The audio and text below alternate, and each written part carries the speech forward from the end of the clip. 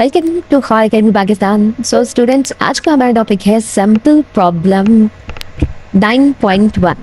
तो हम स्टार्ट करते हैं, प्रॉब्लम को सॉल्व करते हैं 9.1। उसके लिए सबसे पहला स्टेप आपका होना चाहिए कि आपको स्टेटमेंट जो है वो रीड करनी है, केयरफुली रीड करनी है ताकि आपको आइडिया हो जाए कि उस स्टेटमेंट में कहना क्या चाह रहा है। ठीक है, तो चलिए स्टार्ट करते हैं। In our solution the pH is 9.2। Determine the ionic product of water Kw at 25 degree Celsius। Okay, first step ये है कि आपने स्टेटमेंट को रीड करना है, केयरफुली रीड करना है। And the second step is कि आपको यहाँ पर जो भी डेटा गिवन है वो एक्सट्रैक्ट करना है। लेट्स सपोज यहाँ पर क्या डेटा गिवन है, यहाँ पर उसने pH दी है, दैट इज 9.2। ठीक है, फिर उसके बाद उसने पूछा क्या, ionic product of water Kw। ये उसने पूछा है कि ये फाइंड आउट करें कि क्या हो जब आपके पास pH 9.2 है। तो स्टूडेंट्स याद रखें, कभी भी आप कोई भी स्टेटमेंट पढ़ते हैं और स्टेटमेंट को आपने सॉल्व करते हैं तो सबसे पहला स्टेप जो आपका होना चाहिए वो ये होना चाहिए कि लेट्स सपोज आपने Kw अगर फाइंड करना है तो आपको उसका फॉर्मूला पता होना चाहिए। तो फॉर्मूला आपने याद किए होंगे तो आपको आइडिया होगा। यहाँ पे लेट्स सपोज कि हमें उसने क्या फाइंड करने के लिए कहा है, Kw फाइंड करने के लिए कहा, तो आपको Kw का जो फॉर्मूला है आयोनिक प्रोडक्ट ऑफ वाटर वो पता होना चाहिए। और ये फॉर्मूला जो है वो यहाँ पर मैं आपको हाईलाइट कर रही हूँ, that is Kw is equal to concentration of hydrogen ion and concentration of hydroxyl ion. अब नेक्स्ट क्वेश्चन ये है कि आपके पास क्या ये कंसंट्रेशंस गिवन है। तो जो अभी हमारे पास, मैं आपको शो करवा देती हूँ, pH गिवन था, just concentration of hydrogen ion given नहीं है। तो हम इसको फिर क्या करेंगे, फाइंड आउट करेंगे। तो लेट्स फाइंड आउट कि वो कैसे फाइंड करेंगे। लास्ट टाइम आपको मैंने एक इक्वेशन दी थी, pH मैं यहाँ पे लिख देती हूँ, pH प्लस POH।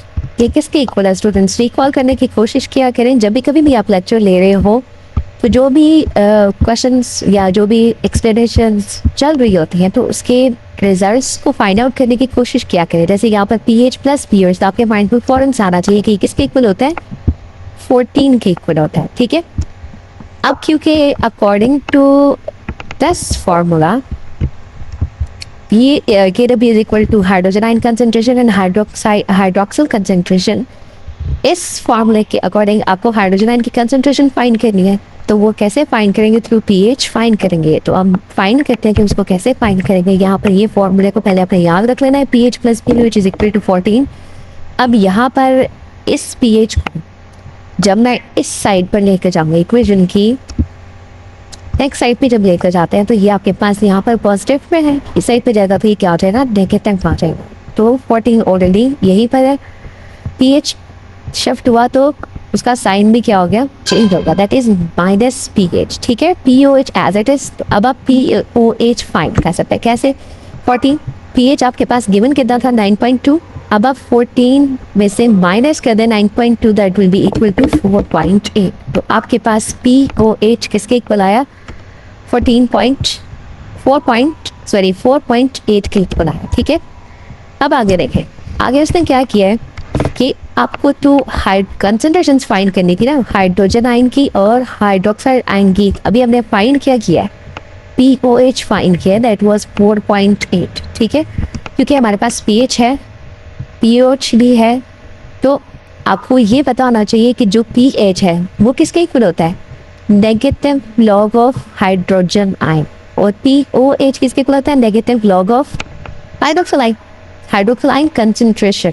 ठीक है, तो यहाँ से आप कंसंट्रेशन फाइंड कर सकते हैं। अगर आपके पास pH है गिवन है तो आप हाइड्रोजन की कंसंट्रेशन फाइंड कर सकते हैं। अगर आपके पास POH है तो आप हाइड्रोक्साइड आयन की कंसंट्रेशन फाइंड कर सकते हैं।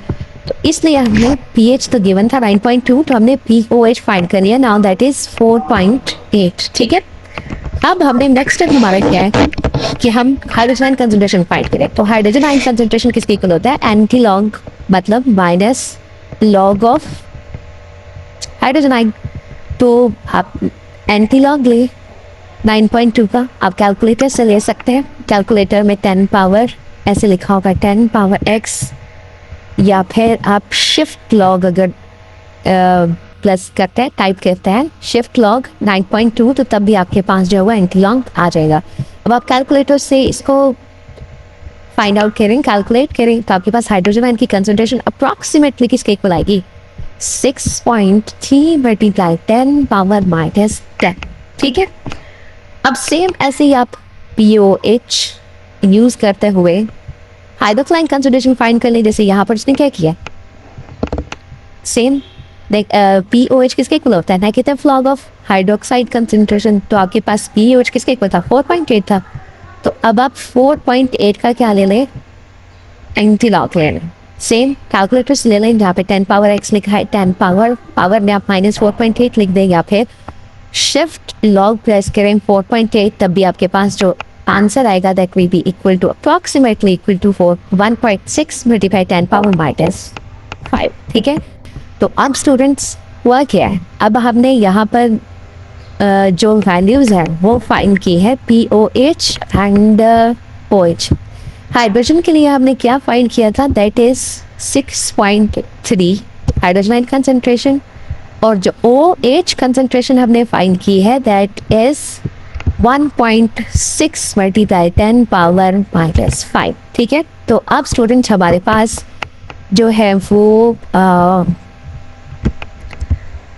यहाँ पर हमारे पास हाइड्रोजन कंसंट्रेशन भी आ गई और हाइड्रोक्साइड कंसंट्रेशन भी आ गई। ठीक है, अब आपने क्या करना है, ये जो हमने सबसे बिल्कुल स्टार्ट पर पढ़ा था कि KW किसके इक्वल होता है, hydrogen ion concentration and hydroxide concentration. अब यही वैल्यूज जो यहाँ पर गिवन थी, ये जो मैंने 2 एरोस पुट किए हैं ताकि आपको आसानी हो, तो वो आप वैल्यूज यहाँ पर पुट कर दें। हाइड्रोजन कंसंट्रेशन की क्या वैल्यू थी, 6.3 मल्टीप्लाई 10 पावर माइनस 10, और आपके पास OH की वैल्यू, हाइड्रोक्साइड की वैल्यू क्या थी, 1.6 कंसंट्रेशन मल्टीप्लाई 10 पावर माइनस ये। अब आप क्या करेंगे, अब आप इनको कैलकुलेटर से मल्टीप्लाई करेंगे तो आपके पास आंसर आ जाएगा। तो आपके पास यहाँ पर देखें, कैलकुलेट करें तो आंसर क्या है आपके पास, that is 1.01 multiply 10 power minus 14। तो यही आपके पास आंसर है। ठीक है, तो ऐसे आप लोग जो है वो KW फाइंड आउट कर सकते हैं। तो इस आंसर को आपने हाईलाइट कर देना है ताकि आपको आइडिया रहे कि क्या एग्जैक्ट आंसर आया आपके पास। सो स्टूडेंट्स, आई होप कि आपको समझ आया होगा, और अगर स्टिल अभी भी आप कंफ्यूज है, कोई भी कॉन्सेप्ट अगर आपको नहीं आया तो प्लीज़ कमेंट में आप पूछ सकते हैं। Stay happy, stay connected, and हाफिज़ टिल नेक्स्ट लेक्चर।